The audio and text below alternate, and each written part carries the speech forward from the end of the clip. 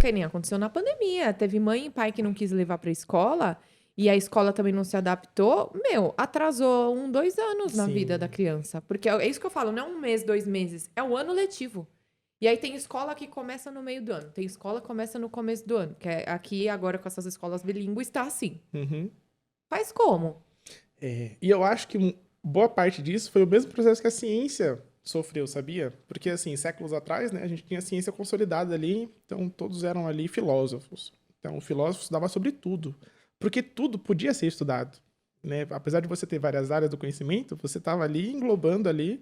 Eu sei sobre astrologia, sobre astronomia, eu sei sobre todas as posições dos corpos, eu sei sobre a física, sobre a filosofia, eu sei política, porque eu sou, né, uma parte da sociedade, então Uhum.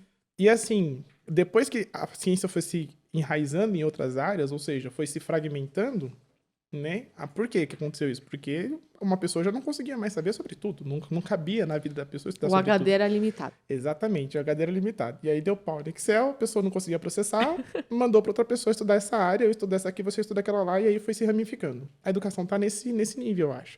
Então, no nível de tecnologia que a gente tem hoje, não é possível a gente poder ensinar só para vestibular e poder preparar a criança para a sociedade. Porque o vestibular não vai trabalhar tudo que ela vai ver na sociedade. E Uhum. a parte da função da escola é realmente preparar o aluno para ser, né, o cidadão, a pessoa que conhece Sim, sobre as leis, sobre prepara os o cidadão. deveres. E aí fragmenta-se. E aí vem as eletivas, que é a ideia, pelo menos a interpretação que eu tenho das eletivas, é a ideia de fragmentar um pouco essa quantidade de conhecimento que a gente tem em situações que levem mais para a vida cotidiana.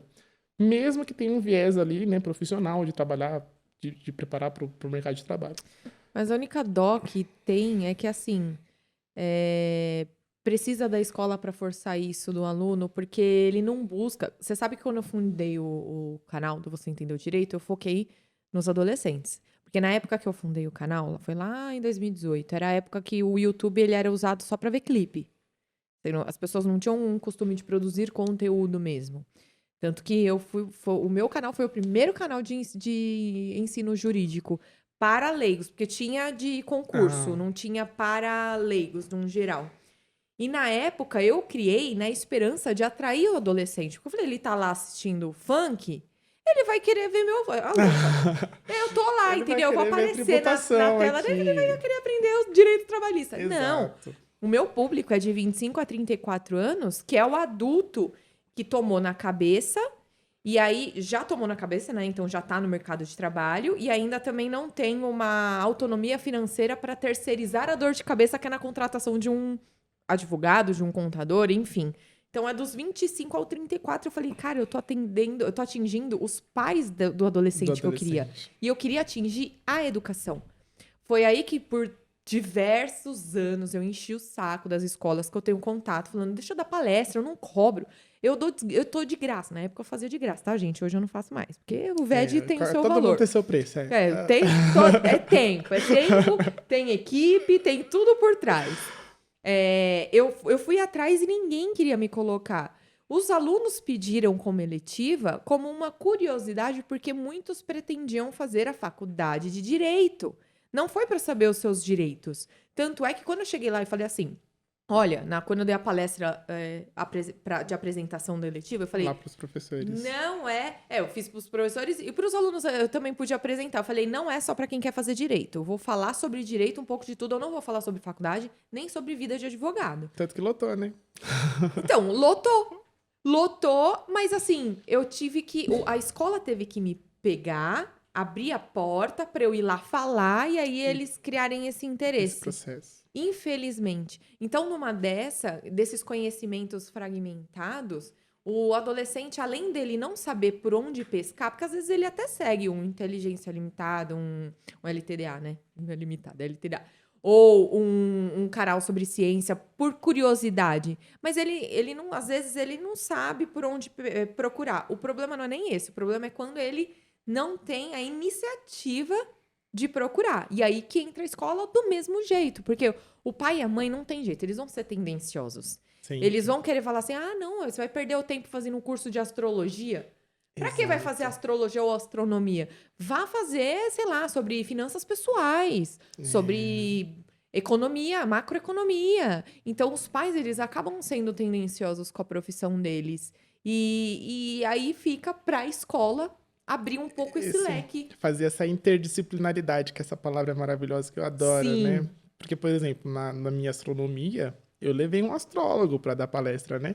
Olha Foi lá, o coordenador. cara, a eletiva de astronomia levou um cara de astrologia. Infelizmente, ali os alunos já tinham uma tendência, né, a ser muito, assim, contrários à ideia de astrologia, né? Por várias situações que eu trouxe para eles, né? Falando lá especificamente dos problemas que existiam sobre a astrologia. Uhum. E que as pessoas eram até, não no sentido dos astrólogos enganarem, mas muitas pessoas são enganadas por elas não conhecerem as coisas.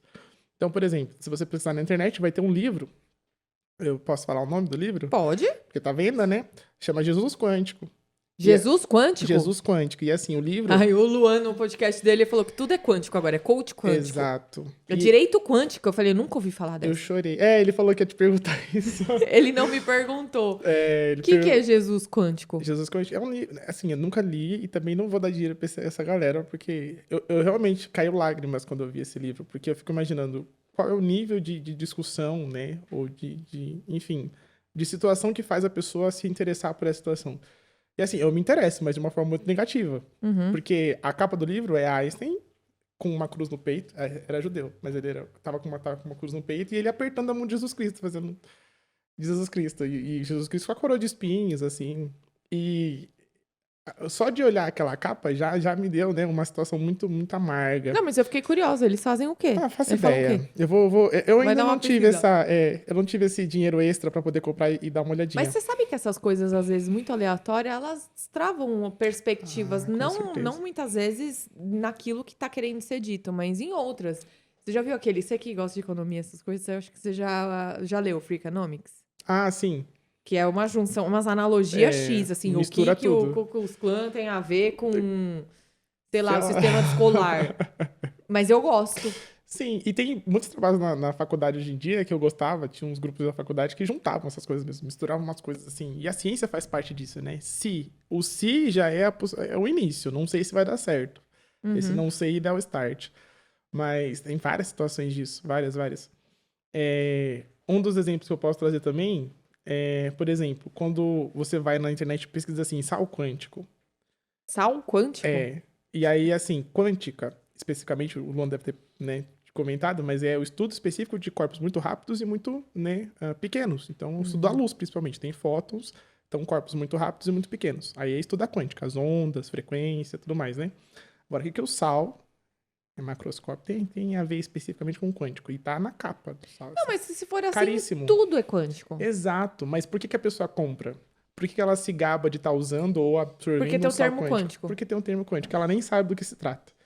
Eu tive uma chefe eu vou falar, tive uma chefe na ONG que ela vendia uma garrafinha de água e vinha umas pedrinhas brancas dentro.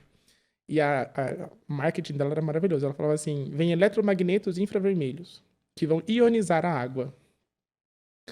E aí, quando eu vi essa primeira vez, eu falei, eu ri, mas eu ri com gosto, porque eu entendia do assunto. Então, eu comecei a rir absurdamente na frente dela, e ela não tava rindo. E aí eu falei, mas tá brincando, né? E aí ela falou, não tô brincando não, eu vendo isso. É parte do meu trabalho. Então, era assim, era a coordenadora lá da ONG. Ai, você teve que engolir o choro. Hoje em dia, ela vende colchão quântico. E assim, ela é uma pessoa legal. O colchão quântico é pra homem-formiga.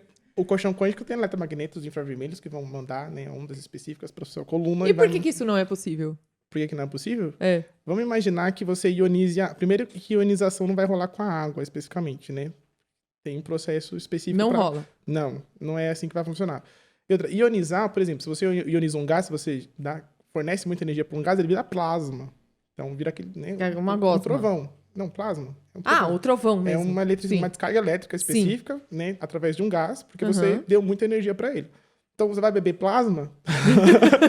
Não faz muito sentido. E outra, eletromagnetos infravermelho. Infravermelho, né, é um comprimento de onda específico, né? Que a gente emite naturalmente, vem do calor. Então tudo que tem uma temperatura elevada no ambiente vai né, projetar ondas infravermelhas. E aí você pensa, poxa, eletromagnetos infravermelhos. Eletromagnetos. O que é o eletromagneto? Eletromagneto, ele especificamente ele é Gente, ativado. eu adoro ver a cara do Lucas. É de porque absurdo. é um absurdo. É que eu quero entender item por item. Porque... Sabe? Tipo, e aí, esses dias colocaram uma trend no Instagram, tava assim, poste uma foto que não faz nenhum sentido ou seu outubro vai ser ruim. E aí eu postei a foto do sal quântico, um monte de comentário falando, nossa, que maravilhoso isso, não faz sentido nenhum. E aí, ia daí pra pior.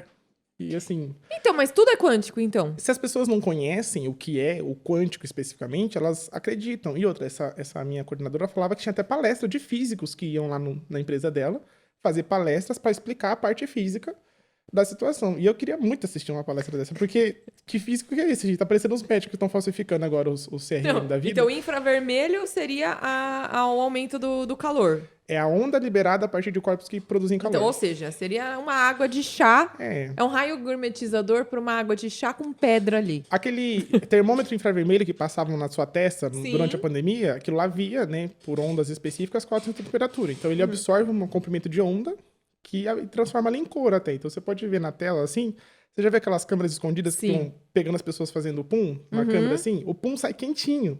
Então por isso que aparece na câmera ali brilhando daquele jeito, né? Ele libera infravermelho. Então, e é isso. Esse é o infravermelho. Eletromagnetos são Por que magnetos... não rola na água? E a ionização na água, É. você precisa transformar ela em gás primeiro, né? E olha lá, porque tem moléculas que não são ionizáveis.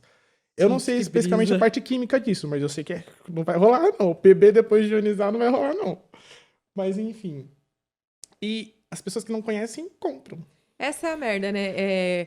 Tem dois perigos na mão do ser humano. Aham. O dinheiro e o conhecimento. E o conhecimento, é. Porque você dobra os outros, você pega essas palavras difíceis, é o que muito advogado faz quando usa o juridiquês. Usa o latim pra esconder que não tá entendendo porra nenhuma. É. Que não tem segurança naquilo que fala. Porque a partir do momento que o direito foi feito para cidadão, para a lei, que é pra todos, eu não sei por que fica nesse juridiquês de latim. E, porque é costume, que vem tudo do latim. Beleza, mas traduz.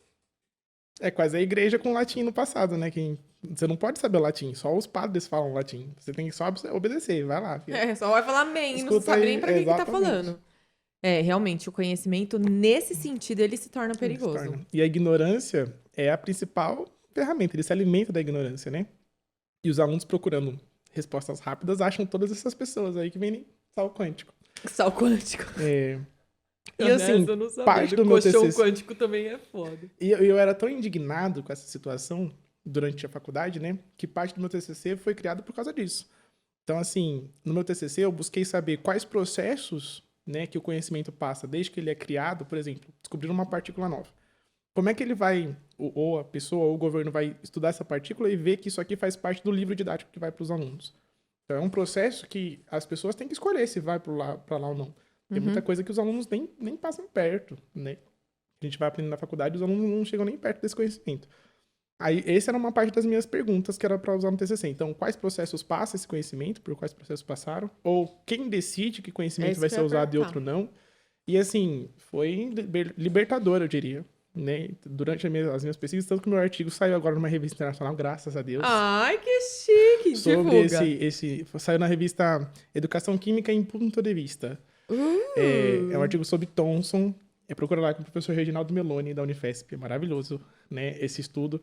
E eu peguei, né, pelo tempo do TCC, eu peguei, assim, um recorte das minhas perguntas e joguei lá. Então, eu peguei um livro do Safiotti, que é um professor, né, dos anos 60, e esse livro retratava um experimento de Thomson. Então, eu peguei o artigo original do Thomson e traduzi esse artigo do zero, que eu não tinha traduções naquela época, e comparei com o livro do Safiotti, que foi um dos primeiros livros no Brasil a trazer esse conhecimento.